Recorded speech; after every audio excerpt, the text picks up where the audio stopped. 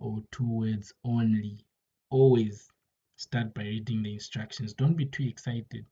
When you see the paper, maybe you look at the questions, there are questions that you went through, and then you feel so excited. Okay, so you need to take a deep breath and relax. That is when you're facing the exam. So this is just part of our revision. So you can feel free to answer the questions before we even start. It's just when over assessing yourself. So we go direct to the questions. So question 1 says dash is an act deliberately taken by a patient who mimics the act of suicide. So this patient mimics the act of suicide. They mimic the act of suicide. They have not died. They have not committed the suicide itself. They just mimic. So we call these people parasuicides. Okay.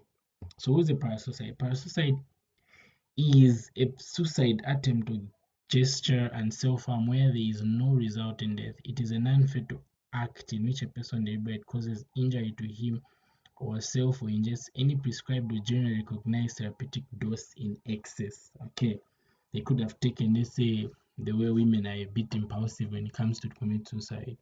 I want to commit suicide, then I take 5 Panadols, they don't die. So that is what we call parasuicide. Okay, an attempted suicide. We go to 72. 72. Dash is inability to experience pleasure. Dash is inability to experience pleasure or joy. Okay, so this is what we call anhedonia. All right, anhedonia.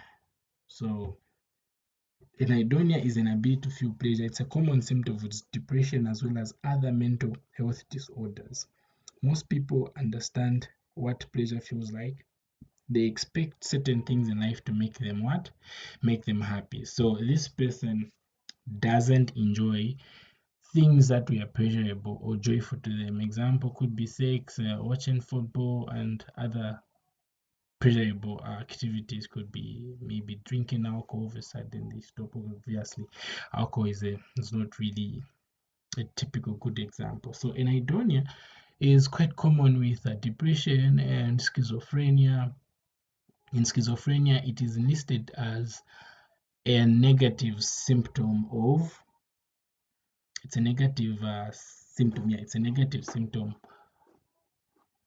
of schizophrenia. So we go to 73. 73 is a lack of motivation. This is another example of a negative symptom. So lack of motivation is known as avolition. Avolition. How is it spelled? Avolition is AVOLITION. So note, when you are writing these answers down, please, I insist, always make sure your spelling is on point. Okay, it might not be an English test, but then remember your spelling should be on point. Why do I say so? If you write something else, it's going to be treated, it's going to be read with a different meaning, unless someone who's marking your paper is very kind.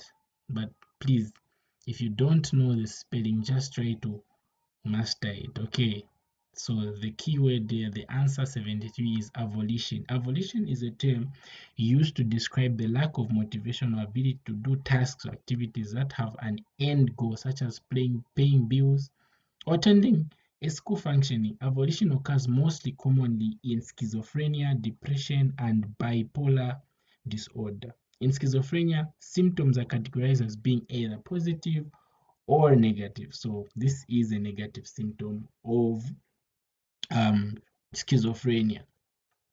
So in other questions, you might be asked to say, list the negative symptoms of schizophrenia and the positive symptoms of schizophrenia. So here it is. One of the negative symptoms here, we've got anhedonia and avolition. It's a negative symptom of schizophrenia. And the answer here is avolition. So we go to 74. 74 is dash is loss of emotion and the ability to feel pleasure. Loss of emotion and the ability. So there's a danger that you might think avolition can be also here, but then the keyword here is loss of what? Loss of emotions. Okay, loss of emotion and the ability to feel pleasure. So this is what we call apathy. So what is this apathy? Apathy is a lack of feeling, emotion, interest, concern. Apathy is a state of indifference or suppression of emotions such as concern, excitement, motivation, or passion. In a layman's term, that's how it's defined. So in mental health and psychiatry, apathy is loss of emotion and the ability to feel pleasure. You get your full mark. You go to 75. 75 is dash is the inability to recall past experiences. Keyword is inability to remember, inability to recall the past experiences. Okay, inability to recall the past experience. So inability to recall past experiences is known as amnesia. Okay, amnesia is a condition characterized by inability of a person to recall facts or previous experiences. So this one is straightforward. And then we go to 76. 76 is dash gaps in memory unconsciously filled with false memories. Gaps in memory unconsciously filled with false memories. Okay, so keywords gaps memory unconsciously filled with false memory. So the answer here is what we call confabulation.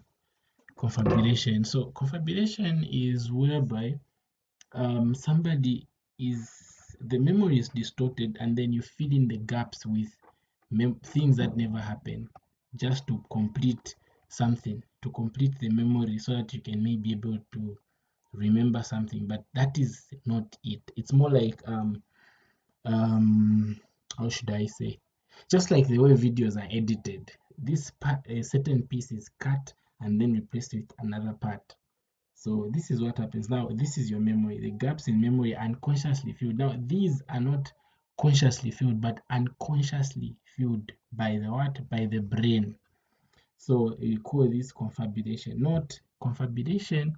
Some people you might think that they are lying, but they are not lying. They are actually confabulating, especially kids. Kids rarely lie, but most of the times they will confabulate. Let's say you send them to the market and then they bring you send them to buy salt and then they bring sugar. What usually happens is that that's what they could, instead of you send them to buy salt, they buy sugar. So in their memory, the salt was distorted. That memory of the salt you told them was distorted. It was replaced by sugar. And these people are very confident that that's what you send them. They'll buy the sugar and give you. So, and then you ask them, what did I tell you to buy? They will tell you to say, you told me to buy sugar. Are you sure I told you to buy sugar? Yes. But the meanwhile, we told them to buy salt. But they will confidently tell you to say, you told me to buy sugar.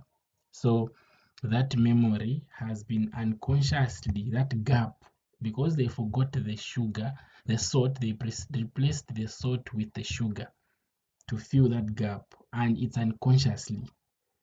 So we call that confabulation. So a good definition is confabulation is a memory error defined as the production of fabricated, distorted, or misinterpreted memories about oneself or the world. People who confabulate present incorrect memories ranging from subtle alterations to bizarre fabrication and generally very confident about their recollections despite contradictory evidence.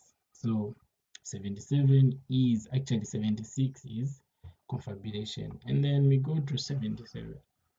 77 is a global organic impairment of intellectual functioning without the impairment of consciousness. So the word here is global organic impairment. The brain is actually what? The brain has been impaired.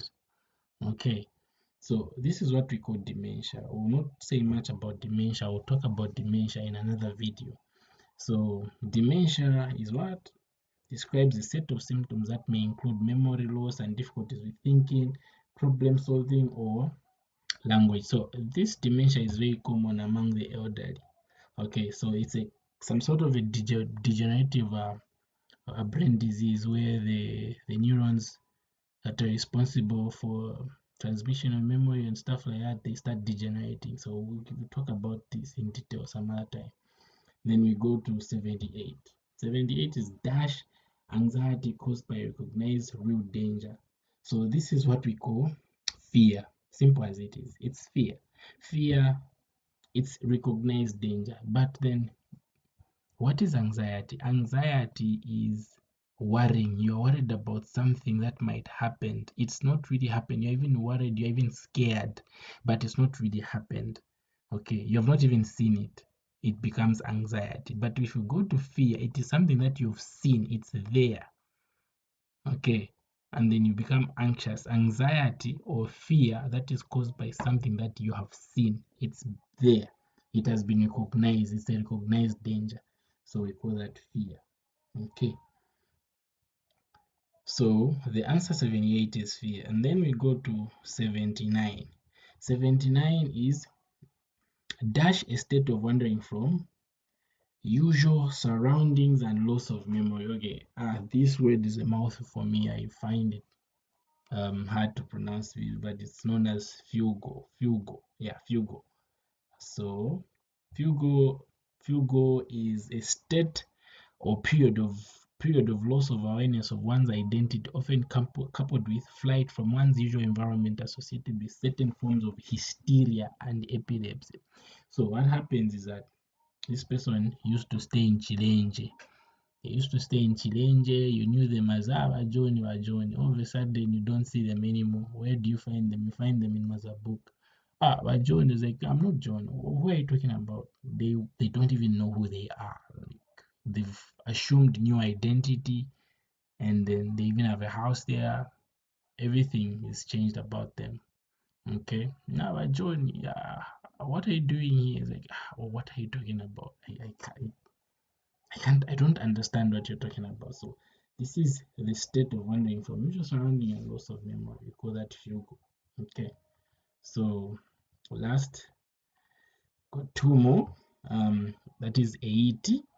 It's dash those psychological and emotional process expressed both internally and externally that accompany bereavement. Okay. Dash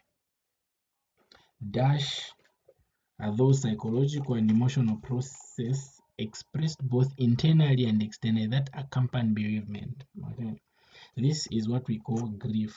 Okay, grief, psychological and emotional process, not the word here, bereavement. Okay, so there are basically lots of types of grief, but then what I can really fingertips, that is on my fingertips, we have what we call normal grief, and then there's complicated grief. There's also anticipatory grief. We also have defranchised grief or unsupported grief. So anticipatory grief is it happens. So someone mourns in what? In advance. And then we have what we call complicated grief. It's where someone has got difficulties in moving forward after that thing happened, the bereavement happened, after the loss happened. They take so much time to heal. So we call this complicated grief. Then there's normal, where somebody has a bereavement, then within a normal period they recover. Okay, so that's what we call normal grief. So basically there are four, but there should be some more. You can do some research on that one. So the answer here is grief. Number 80 is grief.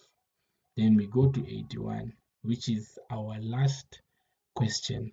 So number 81 is a false sensory perception in the absence of real external stimuli. So we're saying it's a false sensory perception in the absence of real external stimuli. Okay, so this is what we call an illusion. So what's an illusion? It's a misrepresentation of the real sensory stimuli. That is an interpretation that contradicts objective reality as defined by general agreement. For example, a child who perceives tree branches at night, like let's say it's night, as if they are goblins or ghosts, and may be said to be, that person may be said to be having what? Illusions, because the ghosts that person is seeing are not there. When you go closer to those things, we just realize to say they are just leaves that being blown by the wind. But this person is perceiving phantoms or ghosts. So we call that an illusion, false sensory perception in the absence of real external stimuli. So this is where we end, and I hope we've gotten something from this revision of section C. So bye for now.